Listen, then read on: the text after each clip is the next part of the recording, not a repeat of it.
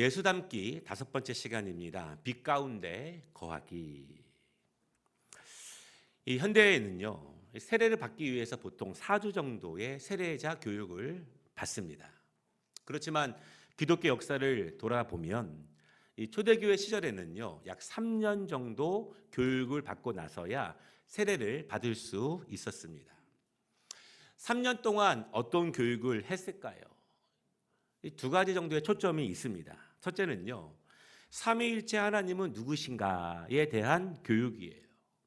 성부 하나님, 성령 하나님, 그리고 그분의 뜻 가운데에서 인류의 구세주로서 오신 예수 그리스도를 바르게 말씀을 통해서 배워가는 것입니다.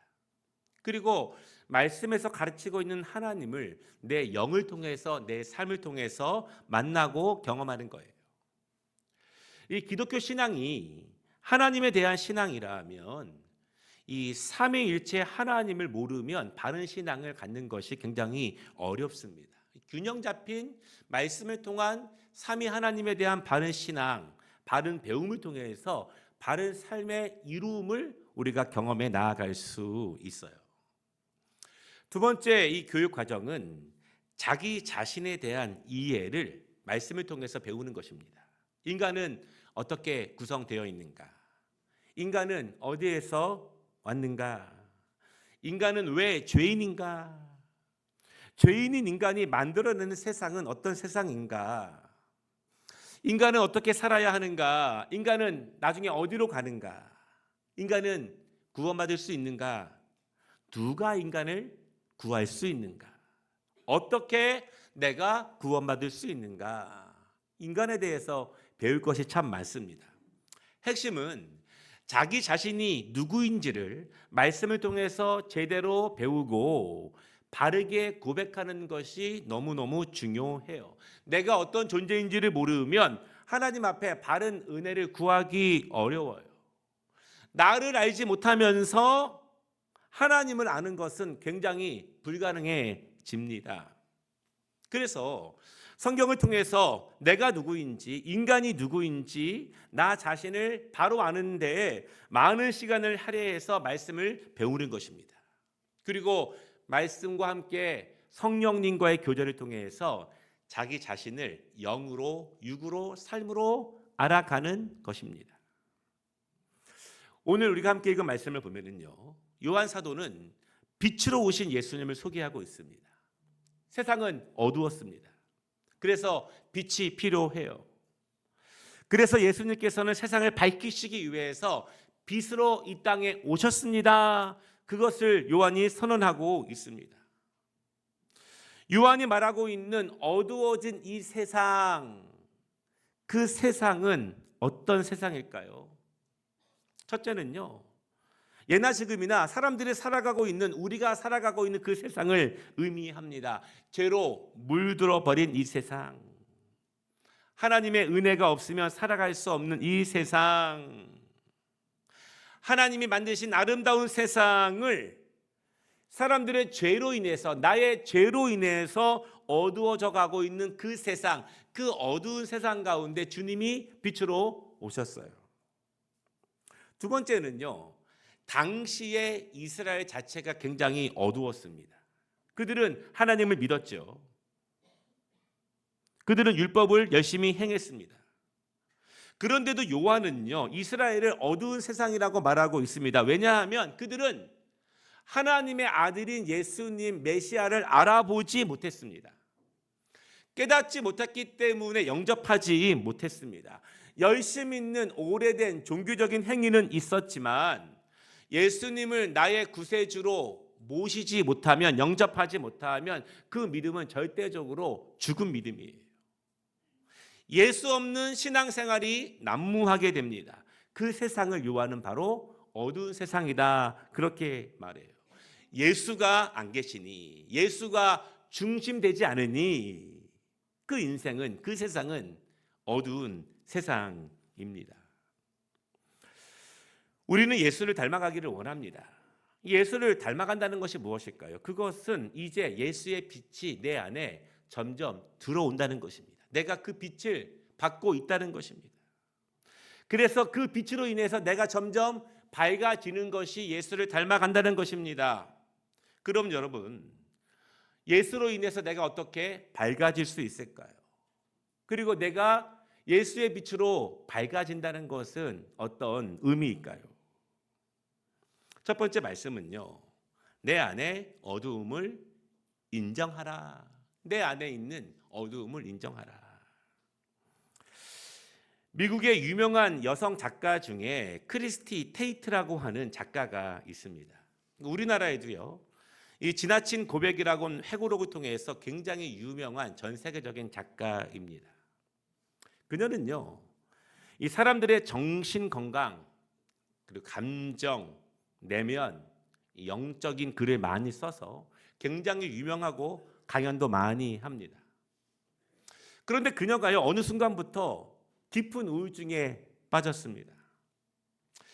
깊은 어두움 속에서 좀처럼 헤어나오지 못해요.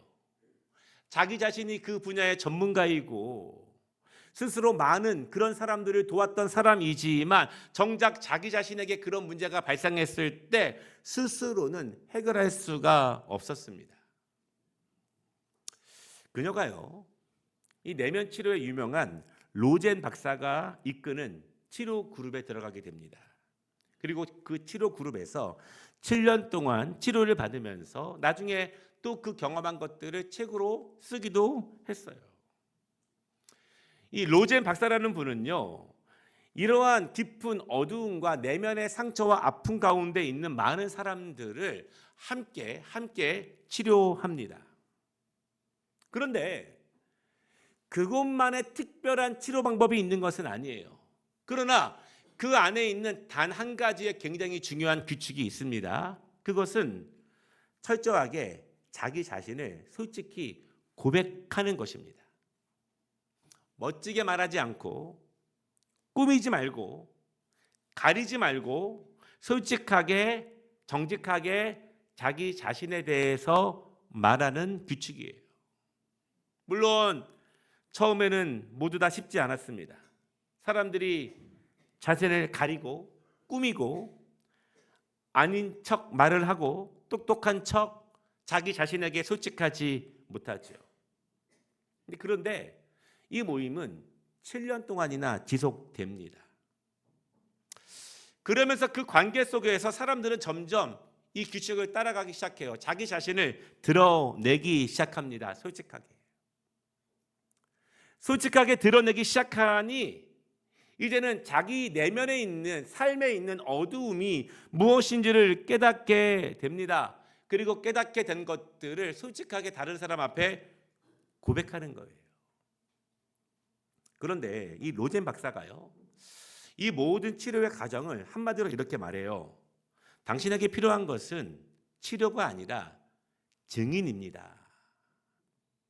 영어로 보면 조금 더 이해가 될 수 있겠지만 이게 무슨 말이냐면요, 이 땅에 많은 사람들이요, 여러 가지 상처와 어려움 가운데서 치료받기를 원하고 강건해지기를 원합니다. 그래서 사람들이 말하기를 나에게는 상담자가 필요하고 멘토가 필요하고 코치가 필요합니다. 이렇게 고백을 하죠. 그런데 또 반대로 굉장히 많은 사람들이 스스로 그런 역할을 하려고 든다는 것입니다. 주위를 보면은 세상에는 알려주려고 하고 가르쳐 주려고 하는 사람들이 너무너무 많아요. 자신이 마치 전문가처럼 구는 사람들이 굉장히 많다고 합니다. 이런 사람들이 많은 분위기에서는, 사회 속에서는 진정한 치료가 일어나기가 어렵다는 거예요. 치료에는 증인이 필요하다는 것입니다. 무엇입니까? 증인은요, 보는 사람이고 함께 있는 사람이지 말하는 사람은 아니에요. 다만 함께 있는 사람입니다. 함께 들어주는 사람이에요. 그 어두운 현장에 함께 있는 사람이고요. 가장 어두운 것을 말할 때에도 그것에 대해서 평가하지 않고 그 이유를 설명하지 않고 조언하지 않고 그저 그 자리에 함께 존재하면서 그것을 공감하고 그것을 들어주는 사람들, 그 사람들을 증인이라고 말합니다. 이제는 사람들이요, 나의 어두움을 스스로 고백할 때 두려워하지 않습니다. 왜냐하면 모든 사람들이 그 이야기를 솔직하게 들어주기 때문이에요. 함께 있어주기 때문입니다. 나의 어두움을 고백할 때 그저 함께하는 사람들을 통해서 그 그룹 안에서 치유의 은혜가 일어나게 돼요. 한 목사님께서 깊은 우울증에 빠졌습니다. 그리고 이 그룹에 참여해서 함께 치료를 받으시면서 강건해지세요. 이 목사님이 이런 말씀을 하십니다. 교회에서는 서로 공개하지 않는다. 자신의 어두움을 감추기에 바쁘다. 자신의 좋은 점만 보이려고 한다. 그러면서 다른 사람에 대해서는 답을 잘 말한다. 정작 자기 자신에 대해서는 잘 모르면서, 자기 자신에 대해서는 솔직하지 않으면서, 자신의 어두움을 잘 모르면서 다른 사람의 어두움만 잘 보고 있다, 이런 의미예요. 그래서 다른 사람들의 그 어두운 이유를 잘 분석합니다. 그래서 다른 사람들에게 그 어두움을 해결할 수 있는 답을 자주 제시하기도 해요. 스스로는 잘 알지도 못하면서. 이 목사님이 자신의 경험을 통해서 이렇게 고백을 해요. 사실 사람이 주는 답은 힘이 없다. 답이 우리를 치유하는 것은 아니다. 당신이 그렇게 어두운 이유는, 그렇게 못 사는 이유는, 그렇게 힘든 이유는 바로 이것이에요. 그렇게 그 주는 답이 그 사람을 진정으로 치유하는 것이 아니라는 것이에요. 로젠 박사가 많은 사람들을 치유하면서 특별히 이 내면의 아픔과 상처, 영적인 어려움과 질병들, 삶의 고민들을 치유받기 위해서 많은 사람들이 찾아오는데요. 그에게는 두 부류의 사람들이 찾아온다고 합니다. 한 부류는요, 정말 전심으로 도움받기를 원해서 찾아오는 거예요. 자신에게 문제가 있다는 것을 잘 압니다. 정말 고침받고 싶고 정말 치유받고 싶고 강건해지고 싶어요. 그러나 내 스스로 노력해도 치유함이 없어요. 방법을 모르겠습니다. 그때 전심으로 도움을 구하고자 찾아오는 사람들이 있어요. 근데 그 사람들은요, 그 모임의 규칙에 잘 따른대요. 모임 안에서도 열심입니다. 잘 나온답니다. 그리고 이 박사님의 지도에 따라서 자신을 솔직하게 잘 드러내요. 절실하니까. 그런데 그 사람들은요, 치유가 빠르답니다. 회복도 빠르고 점점 밝아지는 것이 눈에 보여요. 또 한 부류의 사람들은요, 치료받는 척하는 사람들이에요. 가족들의 성화에 못 이겨서 이 회복 모임에 나오기는 하지만 자신을 드러내진 않습니다. 끝까지 자신을 감춥니다. 왜냐하면 자기 자신의 어두움을 스스로 모르기도 하지만 자신에게 치유가 필요하다는 것을 인정하지 않아요. 나는 전문가인데 이런 사람도 있겠고, 나는 정상적인데 이런 사람도 있겠고, 자신에게 솔직하지 못하기 때문에 치유가 정말 어렵다고 합니다. 여러분, 신앙도 그렇습니다. 예수 안에서, 믿음 안에서 치유되는 사람도 있고 치유가 안 되는 분도 계세요. 예수님은 우리를 밝히시기 원하십니다. 세상에 있는 밝히심을, 세상에 있는 어두움을 밝히시기 원하시고, 또한 각 사람의 내면 안에 있는 그 사람의 삶 안에 있는 어두움을 밝히시기를 원하십니다. 예수님은 충분히 그럴 만한 능력이 있으신 분이라는 사실을 여러분 믿으시기를 바랍니다. 그러나 주님 앞에 솔직해지지 않으면, 말씀의 빛을 통해서 내 어두움을 모르면, 내가 주님의 빛으로만 밝아져야 함을 절실히 깨닫지 못하면 예수의 빛으로 밝아질 수 없어요. 그저 예수 앞에 나올 수는 있습니다. 그러나 전심으로 자신의 어두움을 고백하지는 못하겠죠. 주님 앞에 치유받은 척, 은혜 받은 척, 충만한 척은 할 수 있습니다. 그러나 말씀 앞에 자기 자신을 솔직하게 드러내질 못해요. 정말 주님 앞에 절실하게 은혜를 구하지 못합니다. 그러면 어두움은 사라지지 않습니다. 예수를 믿는 것 같고 말씀을 듣는 것 같고 예수의 빛을 받는 것 같지만 그의 영성과 삶은 한치도 자라지 않습니다. 그저 그 자리를, 그 주변을, 가장자리를 계속 맴돌아요. 예수 앞에 나오지만 예수님은 빛을 비춰주시지만 밝아지지 못하는 인생들이 있습니다. 오늘 1장 5절에 보면은요, 이렇게 말씀하시는데 빛이 어둠에 비치되 어둠이 깨닫지 못하더라. 성경에서는요, 이러한 인생을 굉장히 많이 소개합니다. 우리가 잘 알고 있는 말씀으로는 누가복음 18장에는요, 이 두 사람의 모습이 그려지는데요. 한 사람은 바리새인입니다. 그는 자신이 한 일을 기도합니다. 자신이 한 일을 기도해요. 또한 다른 사람보다 자신이 나은 부분을 기도로 말합니다. 그 말은요, 자기 자신에 대해서는 잘한 것만 말하고 다른 사람에 대해서는 연약한 점만 말하는 기도예요. 자신의 어두움은 보지 못하고 깨닫지도 못하는 기도, 도리어 다른 사람의 어두움에 대해서는 답을 잘 가지고 있는 사람의 모습. 주님은 이 사람을 칭찬하지 않으시죠? 그는 빛을 받지 못하는 여전히 어두운 사람입니다. 자신의 어두움을 전혀 알지 못해요. 스스로가 빛인 줄 아는 사람의 전형적인 모습입니다. 그러나 세리는 이렇게 기도합니다. 멀리 서서 감히 눈을 들어 하늘을 쳐다보지도 못하고 다만 가슴을 치며 이르되 하나님이여 불쌍히 여기소서 나는 죄인이로소이다. 이 사람도 성전에 왔습니다. 그러나 이 사람은 다른 사람을 생각할 여유가 없어요. 오직 하나님 앞에 선 자기 자신에게만 집중을 합니다.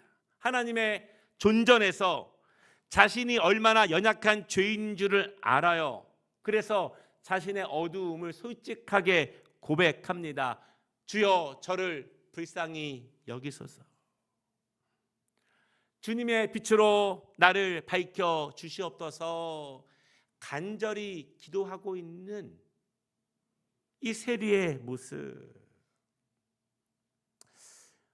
우리도 이 사람들처럼 오늘 예배당에 나왔습니다.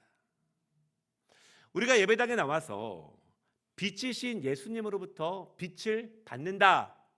이것이 어떤 의미일까요? 기도와 말씀과 찬양을 통해서, 예배를 통해서 내 마음이 막 감동되고 내 마음이 뜨거워지고 내 마음이 막 충만해지고, 여러분 이런 것들이 예배의 우선은 아니에요. 내가 충만해지는 것이 우선은 아닙니다.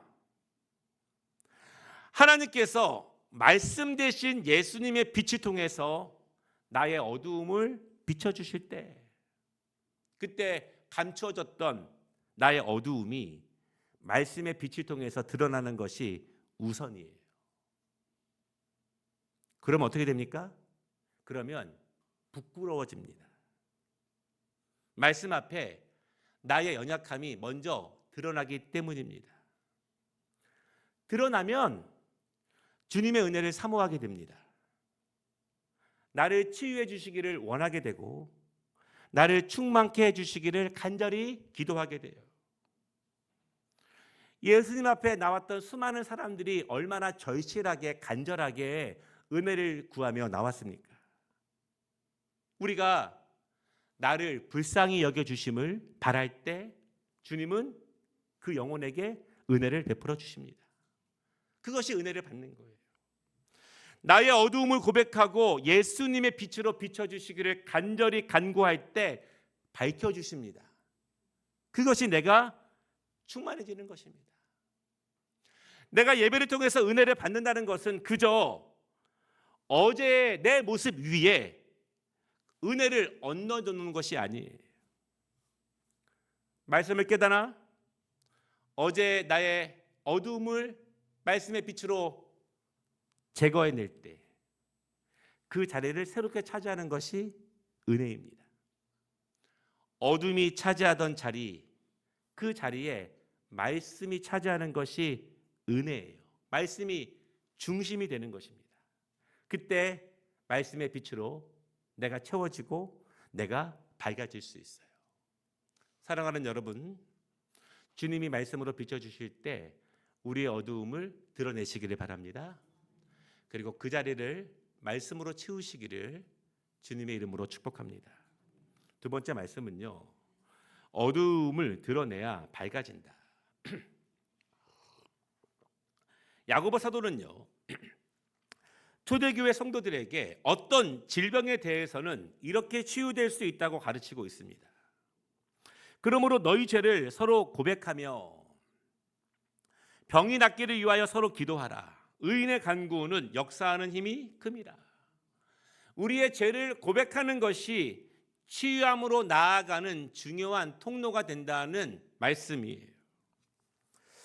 성경은요, 이 야고보 이전에도 이러한 부분에 대해서 굉장히 오랫동안 동일하게 가르쳐 왔습니다. 잠언서 28장 13절을 보면은요, 자기의 죄를 숨기는 자는 형통하지 못하나 죄를 자복하고 버리는 자는 불쌍히 여김을 받으리라, 이렇게 말씀하고 있어요. 예수님은요, 많은 사람의 질병을 고쳐주신 후에 너의 믿음이 구원하였다, 너의 죄가 용서받았다 여러 번이나 선포하셨습니다. 이 말씀은 어떤 종류의 마음과 육신의 질병은 내 죄를 내가 바로 알고 그 죄를 하나님 앞에 솔직하게 고백하고 내가 고백할 때 그 죄가 용서함 받고 그때 치유와 회복이 일어난다는 말씀이에요.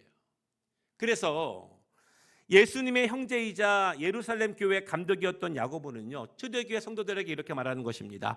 예수 안에서 자유함을 얻기를 원하신다면, 예수 안에서 마음의 평강을 얻기 원하신다면, 심지어 어떤 질병을 고침받기 원하신다면 당신의 어두움을 드러내고 당신의 죄를 고백하고 솔직히 고백할 때에 예수 안에서 치유함을 받을 수 있습니다.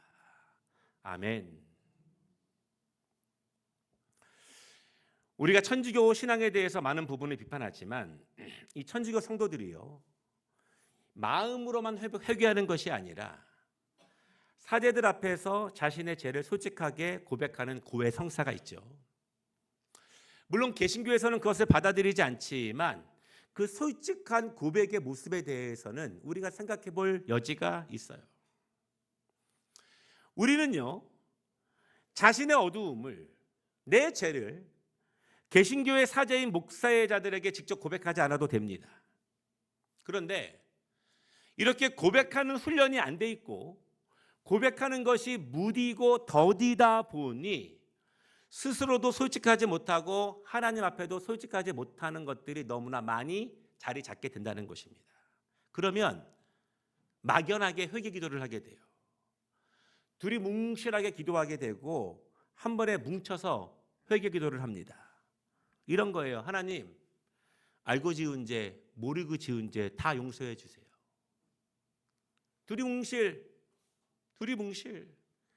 그러니까 고백의 습관이, 고백의 훈련이 개신교의 너무너무 큰 약점이에요. 내 죄를 적나라하게 알지 못하고 말씀을 통해서 비춰지지 못하고 그저 두리뭉실. 내 죄, 내 어두움을 바로 알지 못하면, 바르게 고백하지 못하면 바르게 치유받기 어렵습니다. 그래서 우리는 이 야고보의 가르침, 죄의 고백을 통해서 얻는 치유함, 이것이 얼마나 중요한지를 다시 한번 생각해 볼 필요가 있어요. 오늘 본문을 다시 보면은요, 예수님은 빛으로 오셨습니다. 어두움을 밝히시기 위해 오셨습니다. 그러기 위해서는 자신이 어둡다는 것을 알아야 하고 그 어두움을, 나의 어두움을 빛 앞에 드러내야 합니다. 여러분, 드러내면 자동적으로 환해집니다. 우리가요, 밤에 집에 들어가면 깜깜했지만 불을 켜기만 하면 자동적으로 환해지지 않습니까? 내가 내 죄를 드러내기만 하면 아무 일을 하지 않아도 예수의 능력으로 자동적으로 환해지기 시작합니다. 빛은 그런 힘이 있어요. 예수의 빛은 우리 모든 것의 어두움을 밝히는 능력이 분명히 있습니다. 그렇지만 나의 어두움을 스스로 깨닫지 못하는 것, 때로는 알지만 막 숨기는 것, 빛이 비춰질 때 내가 부끄러워서, 드러나니 부끄러워서 막 가리는 것, 그것은요 나의 몸과 영혼을 다 망가뜨리는 것입니다. 예수를 믿어도 밝아지지가 않아요. 육신과 삶의 어두움들이 밝아지지가 않습니다. 왜냐하면 예수의 빛이 나를 밝히지 못하기 때문에 그렇습니다. 그 빛이 나의 영과 삶 안에 들어오지 못해요. 그러면 신앙생활을 해도 기쁨이 없습니다. 예수의 능력으로 삶이 변화되지를 않아요. 우리의 삶에서 무엇이 어두움일까요? 나를 어둡게 만드는 것들은 무엇일까요? 지금 우리보다 이 초대교회 성도들은요, 어둠이 무엇인지, 내가 어떻게 밝아질지에 대해서 훨씬 더 많은 고민과 분투가 있었습니다.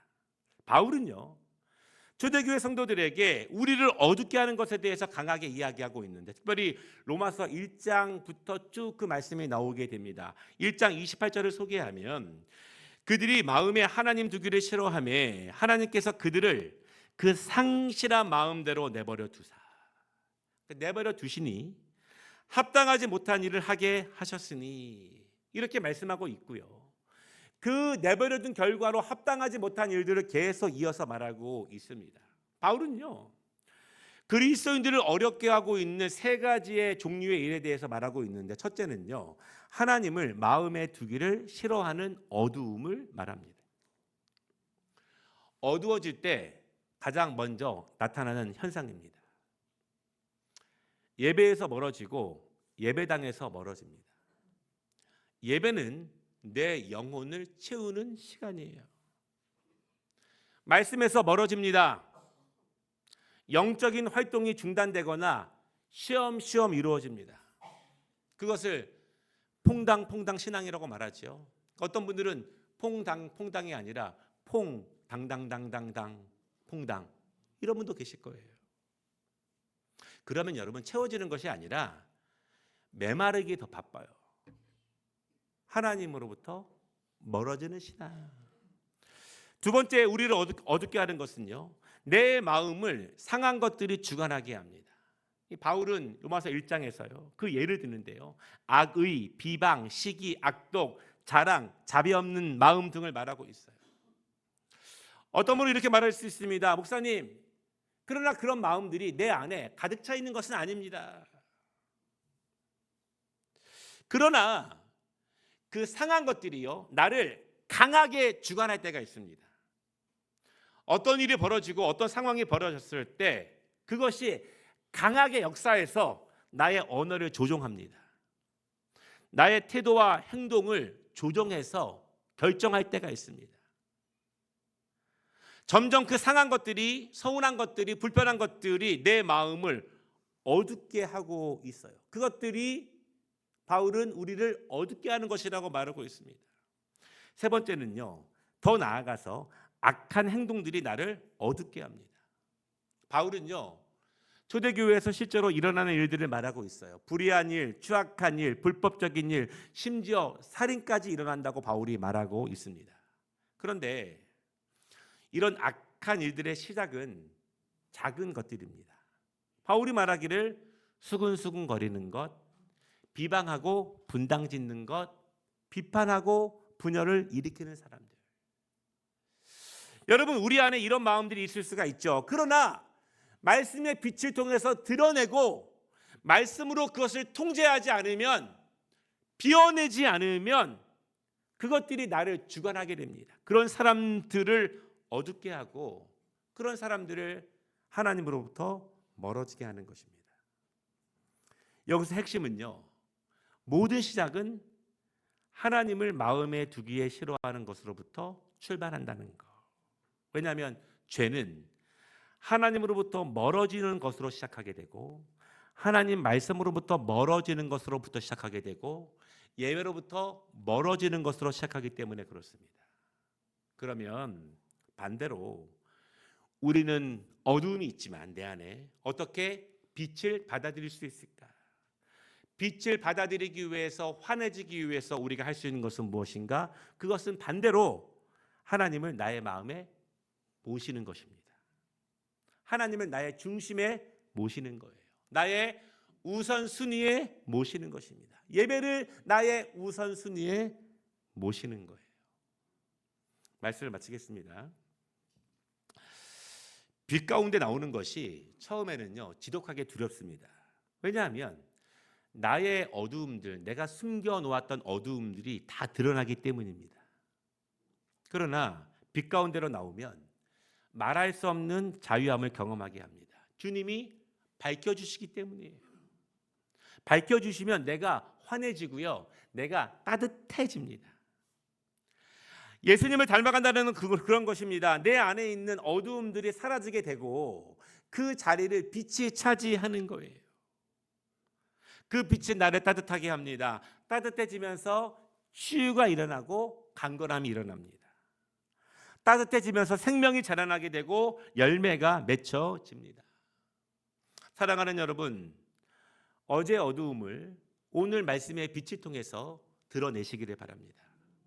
주님 앞에 불쌍히 여겨주시기를 간절히 사모할 때 주님은 우리의 어두움을 드러내시사 제거해 주시고 그 자리를 빛으로 채워주실 거예요. 예수님 닮아가면서 더 환해지고 따뜻해지고 생명력 있는 믿음의 종들 되시기를 주님의 이름으로 축복합니다.